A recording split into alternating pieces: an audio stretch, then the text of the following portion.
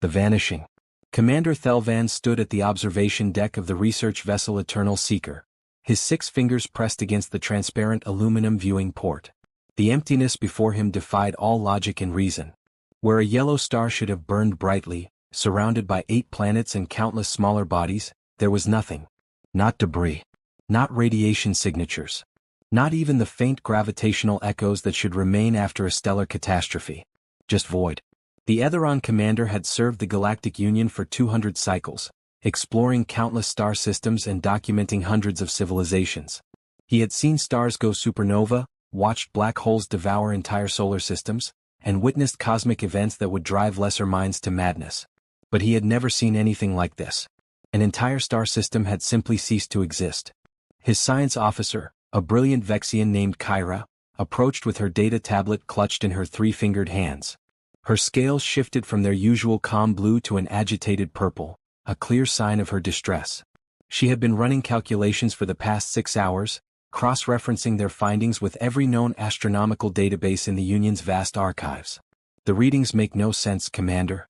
Kyra's voice carried the musical quality typical of her species, though now it wavered with uncertainty. According to our gravitational surveys, something massive should be here. The surrounding star systems show gravitational influences consistent with a G-type star and multiple planetary bodies. But when we look directly at these coordinates, we find absolute nothing. It is as if reality itself has been edited. Thelvan turned from the viewport to face his officer.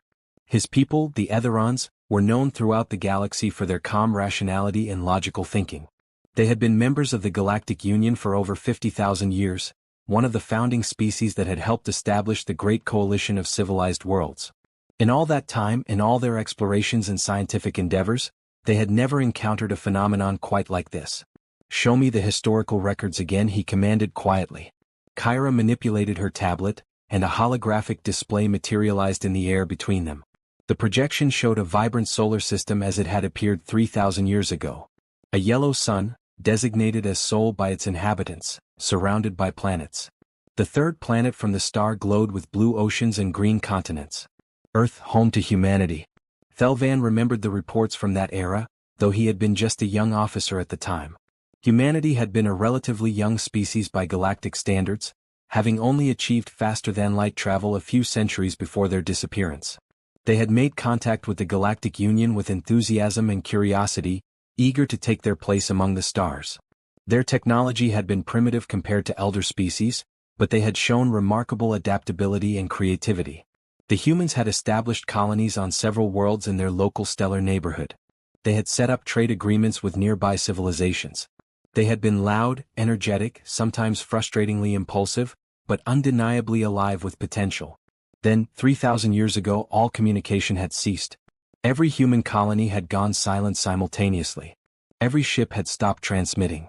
And when Union vessels finally arrived to investigate, they found empty worlds and abandoned stations. At first, the Union had assumed some catastrophe had befallen humanity. Perhaps a plague or a civil war or some technological disaster. Search and rescue missions had been dispatched. Scientists and diplomats had pored over the evidence. But there was no evidence. The human worlds looked as if their populations had simply vanished mid-activity. Meals left half-eaten. Machines still running. Children's toys scattered in playgrounds. But no bodies. No signs of struggle. No indication of what had happened. The Union had declared it the greatest mystery in galactic history. Entire academic careers had been built on theories about humanity's fate. Some believed they had ascended to a higher plane of existence. Others thought they had been abducted by an unknown hostile force. A few radical thinkers suggested the humans had somehow deleted themselves from reality through some catastrophic experiment with dimensional physics. But no one had ever suggested that Earth itself would disappear. The human colonies had vanished, yes, but astronomical surveys had continued to show Sol burning steadily in its position. The planets had remained in their orbits. The solar system had persisted, empty but present, a cosmic tomb marking where humanity had once lived. Until now. Thelvan moved to the command console and activated the ship-wide communication system. His crew of 47 scientists and technicians, representing 12 different species, had all been working tirelessly to understand what they were witnessing. It was time to compile their findings and report back to the Union Council. All department heads, report to the main briefing chamber in 1 standard hour. We need to consolidate our data before transmission to Union Central Command. This discovery will shake the very foundations of our understanding of physics and reality itself. As the crew acknowledged his orders, Thelvan found himself thinking about humanity again. He had met a human once, decades before the disappearance, at a diplomatic function on the trade station Zenith Point. She had been a young ambassador, bright-eyed and full of questions about the galaxy. Her name had been Dr. Sarah Chin, and she had spent an entire evening pestering him with inquiries about Etheron culture, history, and philosophy. He remembered her laugh, so different from the melodic sounds of Vexians or the harmonic tones of his own people. Humans laughed with their whole bodies, an expression of joy that seemed almost childlike in its purity. Dr. Chin had been fascinated by everything, approaching the vast complexity of galactic civilization with wonder rather than intimidation. She had told him that night that humanity's greatest strength was not their technology or their military might, but their refusal to accept limitations. "We don't believe in impossible," she had said, her eyes sparkling with determination. "We believe in not yet. Every barrier is just a puzzle waiting to be solved. Every mystery is an invitation to learn something new." Thelvan had found her attitude charming but somewhat naive at the time. The galaxy was full of impossible things, of barriers that could not be crossed, of mysteries that would never be solved. The elder species had learned to accept the limits of existence. But now, standing before the impossible absence of an entire star system, he wondered if perhaps the humans had understood something the rest of the galaxy had missed. The briefing chamber filled with officers and scientists over the next hour. Each brought their specialized findings and theoretical models.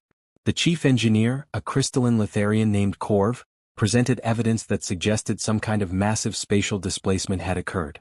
The xenobiologist, a floating drifter called Simply 9, offered calculations showing that the disappearance of Earth's biosphere alone would have released enough energy to be detectable across half the galaxy, yet no such energy signature existed.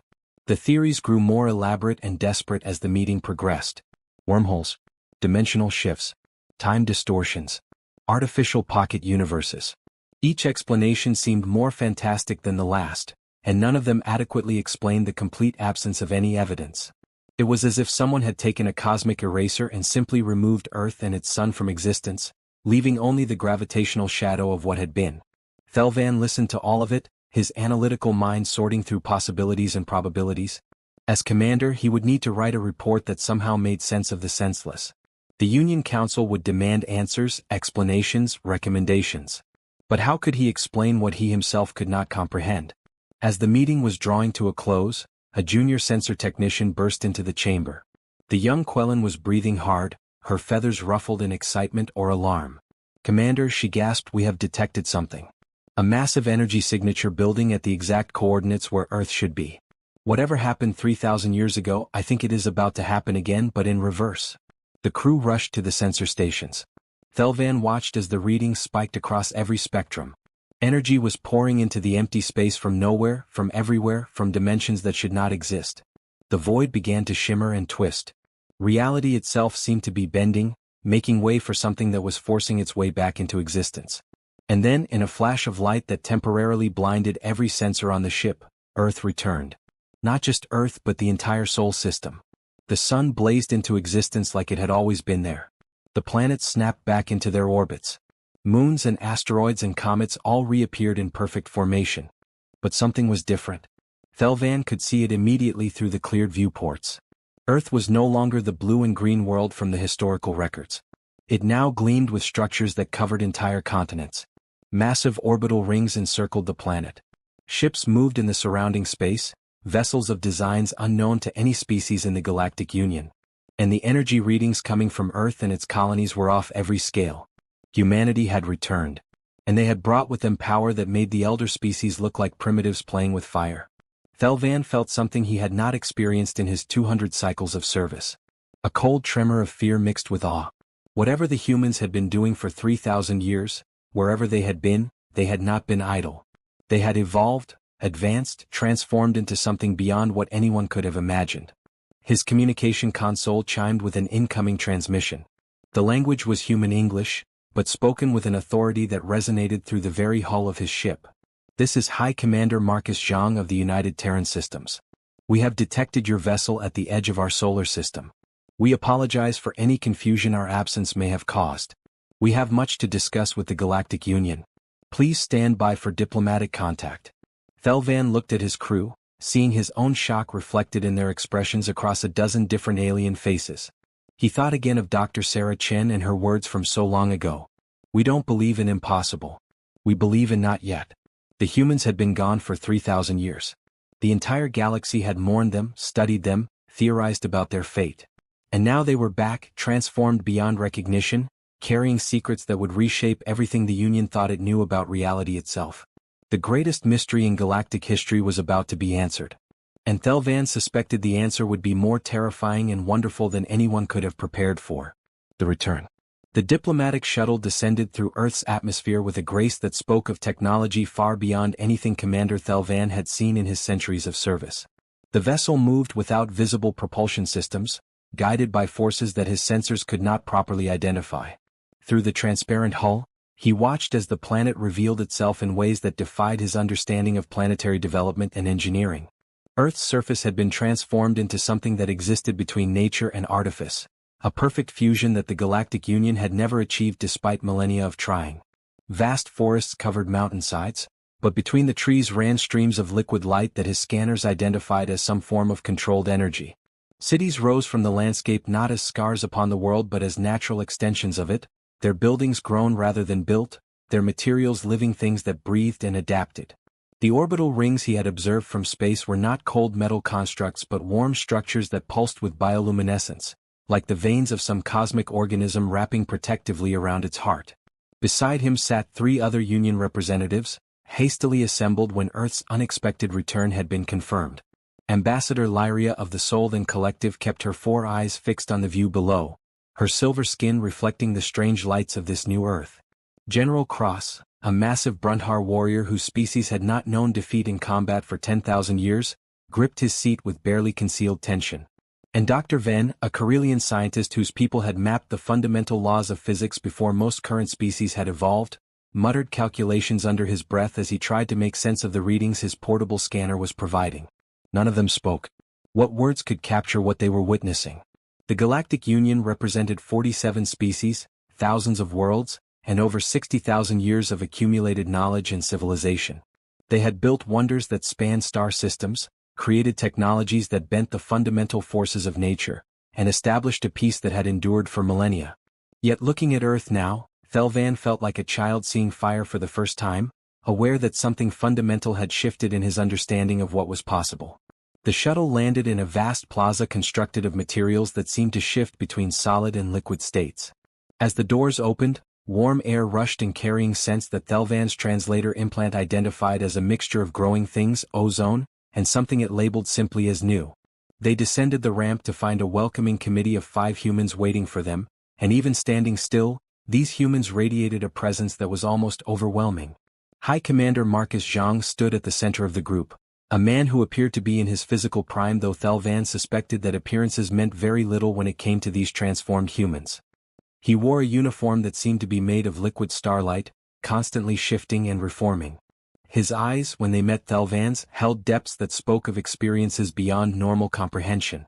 Flanking him were 4 others, 2 women and 2 men, each carrying themselves with similar quiet confidence that came not from arrogance but from absolute certainty of capability.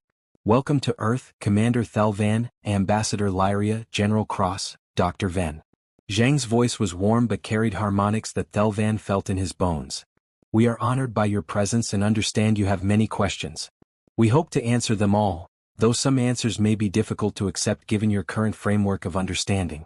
Ambassador Lyria stepped forward, her diplomatic training overriding her obvious discomfort.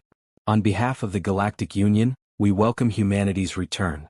Your disappearance 3,000 years ago left a void in our civilization. We mourned your loss and searched desperately for answers. Now that you have returned, we must ask the question that has haunted us for millennia. Where did you go? What happened to Earth and all of humanity?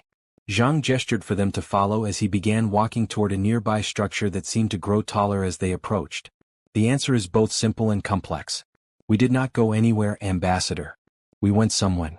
We moved Earth and our entire solar system outside of normal spacetime, into a dimension we created specifically for our purposes.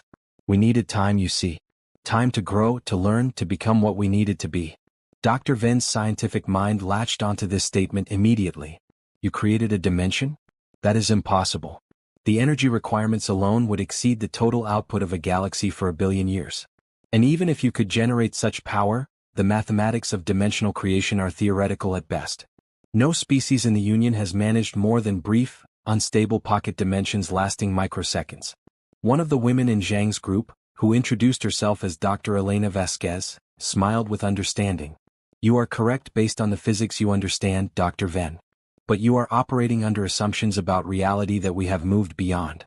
3,000 years ago, humanity stood at a crossroads. We had just joined the galactic community and realized something troubling. The Galactic Union, for all its wisdom and advancement, had become stagnant. Your species had reached what you believed were the fundamental limits of physics, of technology, of existence itself. You had accepted these limits as unchangeable truth. General Cross bristled at this assessment. The Union has maintained peace and prosperity for 60,000 years. Our technology is refined through millennia of research. We have explored, catalogued, and understood the galaxy in ways that took countless generations to achieve. You call this stagnant? Zhang led them into the structure, which revealed itself to be a massive hall with walls that displayed images of human history, both the past they had known and the 3,000 years that had occurred in isolation. Not stagnant in your efforts, General, but stagnant in your thinking. You had all stopped asking the most important question. What if we are wrong?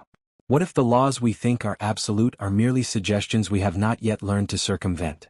What if impossible simply means we have not discovered the method yet? Thelvan found himself thinking again of Dr. Sarah Chen and her words from decades ago. The humans had not just survived their disappearance. They had used it as an opportunity to pursue a philosophy that the elder species had long abandoned. The philosophy of unlimited possibility. Another human, a man who introduced himself as Chief Scientist Roland Park, took over the explanation. When we first joined the Galactic Union, we were excited, honored, eager to learn from species who had thousands of years more experience than us. But we quickly noticed a pattern.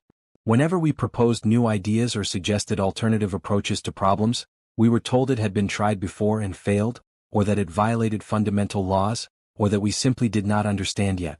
The Union was kind, patient, but ultimately dismissive of human innovation. Lyria shifted uncomfortably.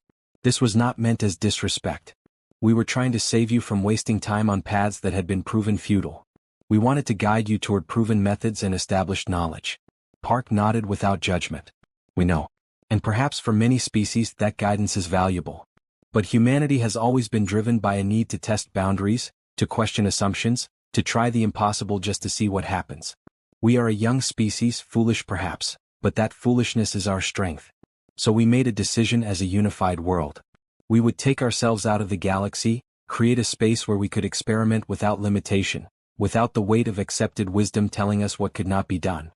The fifth member of the human delegation, a woman named Commander Sarah Zhou who bore a striking resemblance to the Dr. Chen that Thelvan remembered, continued the story. We spent the first 500 years just learning to manipulate spacetime in ways the Union considers impossible. We threw out the textbooks and started from first principles, questioning every assumption. We discovered that what you call the laws of physics are more like habits of the universe, patterns it follows because no one has convinced it to do otherwise. We learned to speak to reality in ways that could change those patterns. Dr. Ven was shaking his head in denial, though his scanner continued to collect data that supported everything the humans were saying. This cannot be. The fundamental constants of the universe, the speed of light, the strength of gravity, the quantum mechanical relationships, these are woven into the fabric of existence itself. They cannot be changed without unraveling reality. Zhang smiled with something approaching sympathy. Cannot be changed or have not been changed by anyone who knew how. Dr. Ven, over the next 1,000 years after we left, humanity learned to do things that would seem like magic to the Union. We learned to convert consciousness into energy and back again, achieving a form of immortality that does not require mechanical augmentation. We develop ships that do not travel through space but rather convince space to be in a different configuration. We created artificial intelligences that are truly alive, not mere simulations but new forms of consciousness with rights and souls of their own. And we learned the most important lesson of all, Vasquez added. We learned that the universe is not a cold, mechanical system following rigid rules.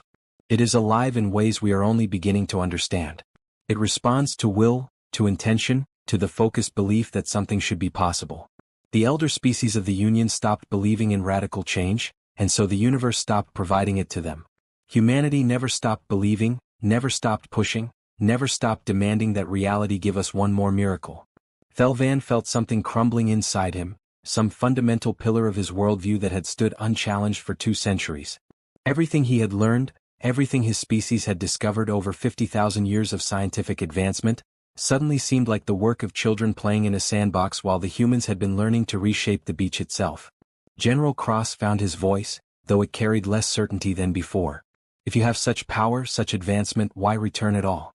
You could remain in your private dimension, safe from any threat, unlimited in your development. Why come back to a galaxy you clearly consider inferior? Zhang's expression grew serious, and for the first time, Thelvan saw something like concern in the human leader's eyes. Because we detected something that frightened us, General. Something that is coming to this galaxy from the space between galaxies. An intelligence so vast and alien that even with all we have learned, we cannot fully comprehend it. We call them the Devourers, and they consume not just matter or energy but possibility itself. Everywhere they pass, the universe becomes rigid, unchangeable, dead to potential. The Union delegates exchanged alarmed glances. Thelvan felt a chill run through his body. So you return not to rejoin us as equals, but to warn us of a threat? Park shook his head firmly. We return to fight alongside you. Despite everything, despite the 3,000 years of separation, humanity remembers that we are part of this galactic community. The Union may have dismissed our ideas, may have considered us too young and too reckless, but you never wished us harm. You tried to guide us according to your understanding. And now, when a threat emerges that could destroy everything, we choose to stand with you rather than hide in our pocket dimension and watch the galaxy burn. Zhou stepped forward, her eyes meeting each of theirs in turn. We have learned much in our isolation, but we have also learned the value of diversity, of different perspectives, of the strength that comes from unity among different peoples. The Devourers are coming, and they will arrive at the outer edges of Union space within 2 standard years. We cannot defeat them alone, and neither can you. But together, combining our new understanding with your accumulated wisdom, we might have a chance. Zhang extended his hand in the ancient human gesture of greeting and alliance. We do not ask you to abandon your knowledge or accept our methods blindly. We ask only that you consider the possibility that both our ways have value. The Union knows how to maintain civilization across vast distances and diverse species. Humanity knows how to break rules that need breaking. Together we can protect this galaxy and perhaps teach the universe itself a new song to sing. Thelvan looked at the extended hand, thinking of all the implications of accepting it. The Union's understanding of physics, of reality itself, would need to be revolutionized. Pride would have to be swallowed. Assumptions that had stood for tens of thousands of years would need to be questioned. It would be painful, disruptive, possibly even destructive to the careful order the elder species had built. But the alternative was extinction. Not just of individual species, but of the very concept of growth and change in the universe. The Etheron commander reached out and clasped Zhang's hand in his 6-fingered grip. On behalf of the Galactic Union, I accept your offer of alliance. We have much to learn from each other and apparently very little time to learn it. When these Devourers arrive, they will find not a stagnant civilization waiting to be consumed, but a galaxy that has remembered how to fight for its future. As the other delegates added their agreement, Thelvan felt something shift in the fabric of reality around them.